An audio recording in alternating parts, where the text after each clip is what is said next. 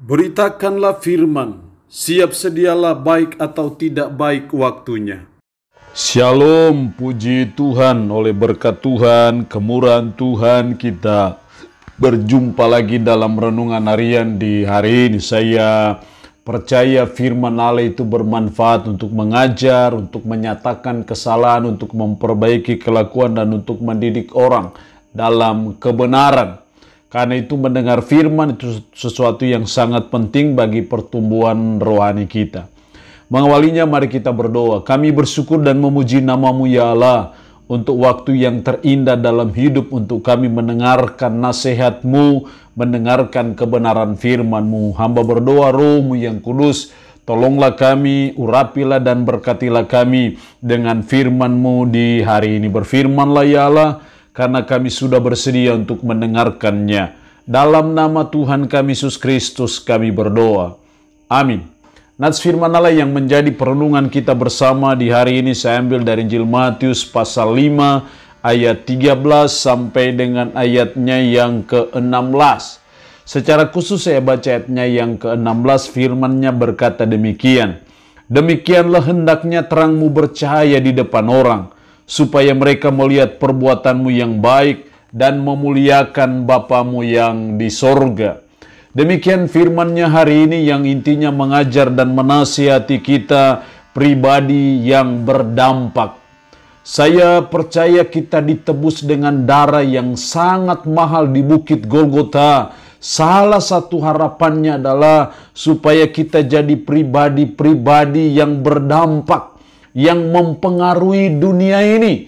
Bukannya sebaliknya dunia yang mempengaruhi kita, tapi sebagai umat, sebagai orang percaya kita dipanggil dan kita diajar supaya kita jadi orang-orang yang mempengaruhi dunia ini, supaya kita jadi pribadi-pribadi yang mempengaruhi tatanan dunia ini.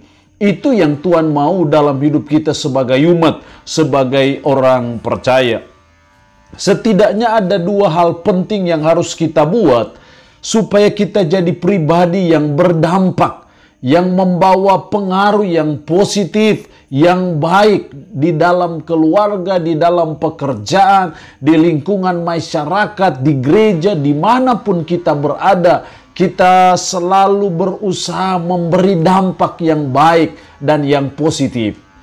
Setidaknya dua hal yang dituntut dari kita supaya kita jadi pribadi yang berdampak. Dalam ayat 13, kamu adalah garam dunia. Jika garam itu menjadi tawar, dengan apakah ia diasinkan? Tidak ada lagi gunanya selain dibuang dan diinjak orang. Kamu adalah garam dunia. Artinya bahwa supaya kita jadi pribadi yang membawa dampak yang baik, yang positif, dimanapun kita ada, maka yang pertama kita harus jadi garam dunia. Kita tahu bahwa garam itu punya dampak. Dampak garam adalah berfungsi untuk mengawetkan, tetapi juga menyedapkan suatu makanan ataupun suatu masakan. Nah, kalau kita mau jadi pribadi yang berdampak, artinya bahwa kita harus menjadi seperti garam dunia itu. Kita harus memberi rasa enak ketika kita ada di suatu keluarga, kita ada dalam suatu pekerjaan, kita ada dalam suatu organisasi, kita ada dalam gereja. Kita jadi pribadi-pribadi yang membawa rasa enak, rasa sedap seperti garam itu. Tapi bukan hanya dari sisi membawa rasa, tapi juga menahan pembusukan itu. Karena salah satu fungsi garam adalah menahan pembusukan. Adanya garam di suatu daging itu menolong supaya daging itu tidak membusuk. Kehidupan dunia ini semakin membusuk oleh kelakuan-kelakuan orang-orang yang tidak bertanggung jawab. Nah, kita hadir untuk menahan pembusukan itu. Ketika kita berfungsi sebagai garam dunia, maka saya percaya kita menjadi pribadi yang berdampak.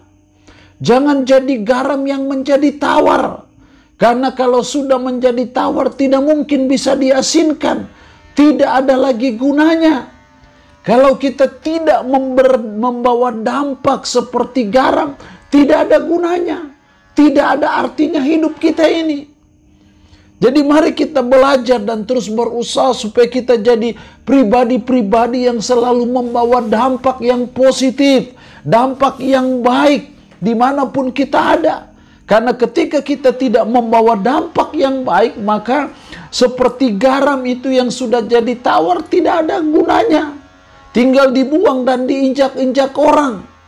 Kita akan disingkirkan dan kita akan direndahkan ketika kita tidak menjadi pribadi yang berdampak. Hal yang kedua supaya kita jadi pribadi yang berdampak, ayat 14 sampai 16. Kamu adalah terang dunia. Kota yang terletak di atas gunung tidak mungkin tersembunyi. Hal yang kedua supaya kita jadi pribadi yang berdampak, yang positif, dimanapun kita berada. Yang kedua, kita harus menjadi terang dunia.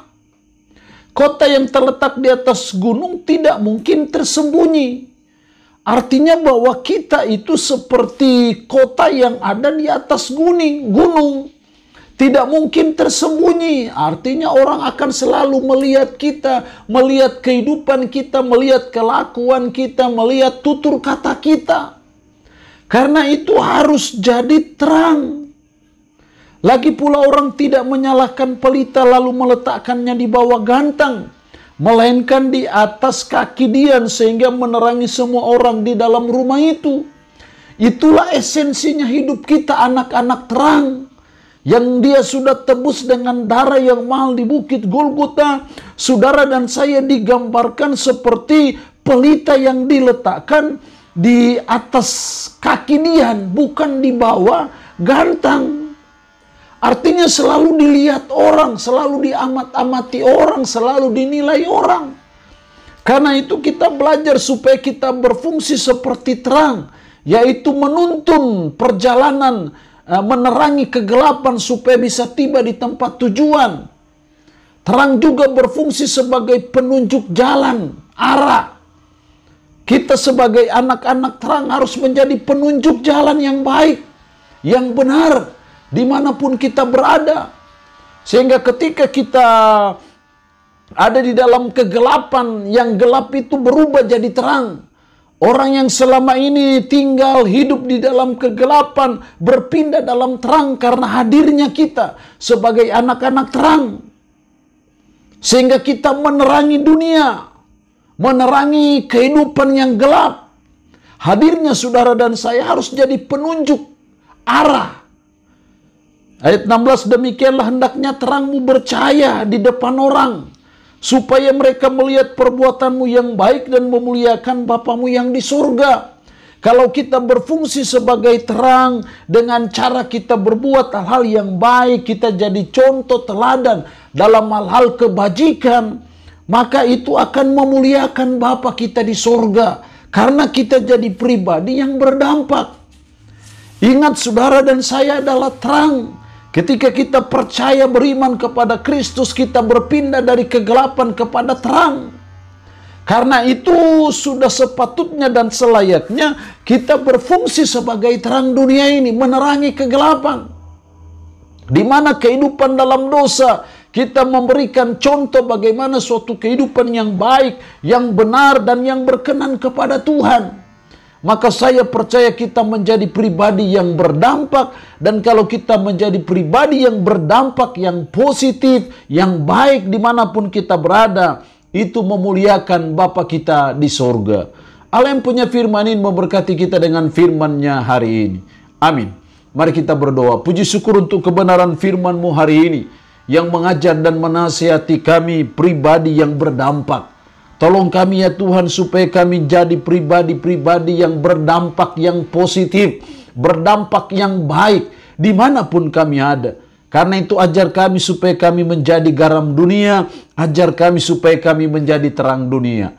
Roh-Mu yang kudus tanamkan dan meteraikan firman dalam hati dan pikiran kami, dan sanggupkanlah kami supaya kami bisa memberlakukan firman ini dalam hidup kami sehari-hari. Hamba mohon berkat Tuhan dilimpahkan dan dicurahkan bagi umat-Mu yang mendengarkan renungan harian di hari ini. Yang sakit, hamba berdoa dalam nama Yesus, Tuhan lawat, Tuhan jamah, Tuhan sembuhkan dari sakit penyakit yang diderita.